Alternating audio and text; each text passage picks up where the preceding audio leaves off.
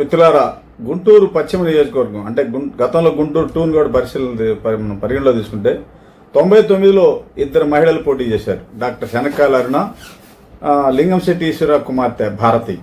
ఇద్దరు పోటీ చేస్తే ఆ రోజు బీజేపీ తెలుగుదేశం పొత్తులోనే ఉంటే ఆ ఎన్నికల్లో డాక్టర్ శనక్కాయల అరుణ గెలుపొందారు. కరెక్ట్గా 30 ఏళ్ల తర్వాత తిరిగి మరలా 2024లో ఇద్దరు మహిళలు పోటీ చేస్తా ఉన్నారు. ఒకళ్ళు అధికార పార్టీ నుంచి విడుదల రజని, టీడీపీ నుంచి గల్లా మాధవి పోటీ చేస్తున్నారు. ఇద్దరు ప్రధానంగా మహిళలు కావటం అంత ఆశ్చర్యకరంగా, ఎంత రసవత్తరంగా ఉంది.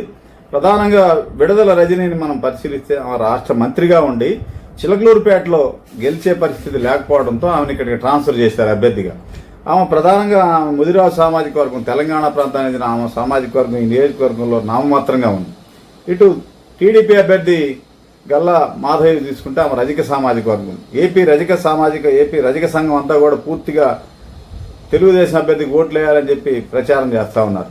ఇటు రజనీ పరిస్థితి పరిశీలిస్తే ఈ నియోజకవర్గంలో 2000 రాష్ట్ర విభజన తర్వాత మనం పరిగణలో తీసుకుంటే 2014లో అప్పిరెడ్డి, 19లో యేసురత్నం ఇద్దరు ఓడిపోయారు.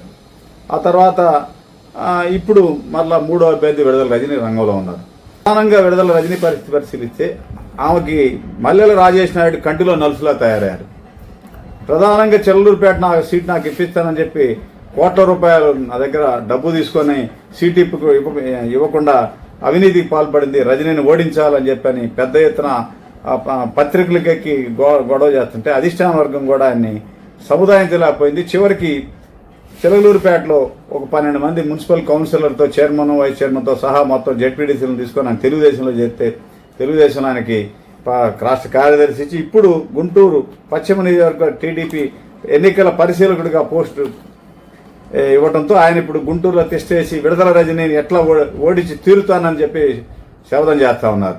విడుదల రజని భర్త కాపులోట్లంతా గంపగుత్తుగా తనకు వస్తాయని ఆశతో పోటీ చేస్తే ఇటువైపు పవన్ కళ్యాణ్, కాపు సామాజిక వర్గం పవన్ కళ్యాణ్ తెలుగుదేశం పార్టీ అంటే జనసేన, తెలుగుదేశం, బీజేపీ ఎన్డీఏ ఫ్రంట్లో ఉండటంతో కాపు ఓట్లు కూడా చీలే పరిస్థితి లేదు.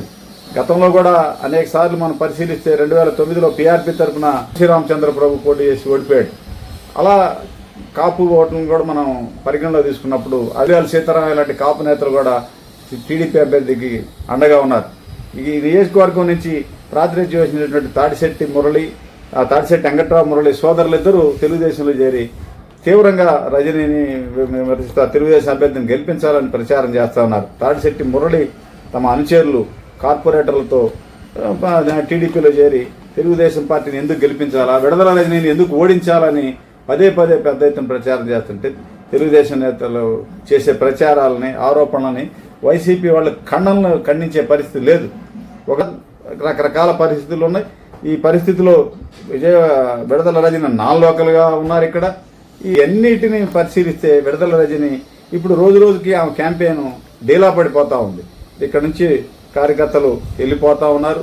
అనేక మంది రోజుకి ఎవరో ఒకళ్ళు ఇతర పార్టీలో చేరడం, తాడిశెట్టి సోదరుల తర్వాత రకరకాలుగా పార్టీలు.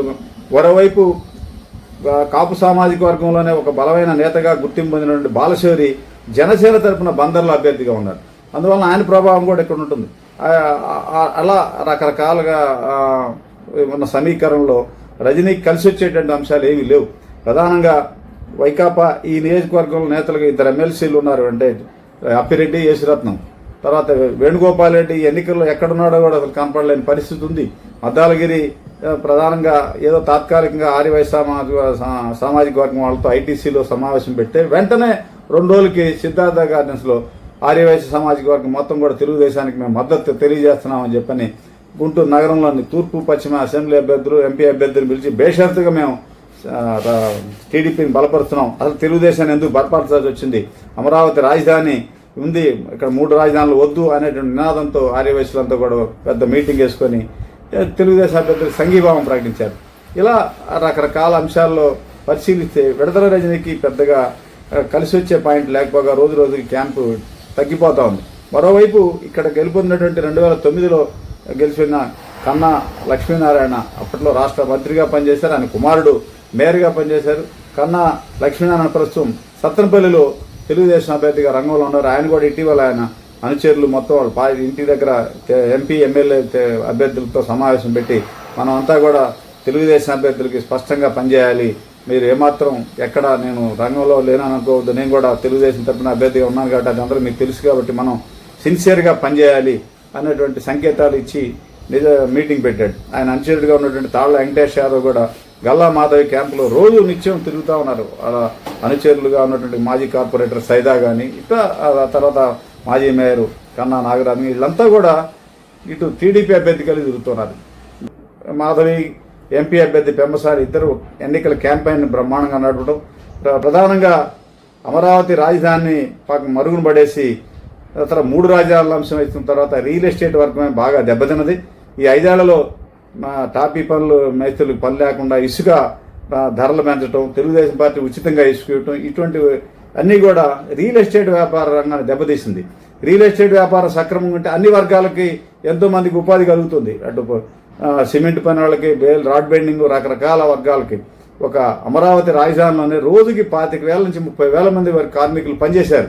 అటువంటి ప్రాజెక్టుని వీళ్ళు మరుగున పడేయటం, అదంతా కూడా విడదల రజనీకి శాపంగా మారే అవకాశం ఉంది.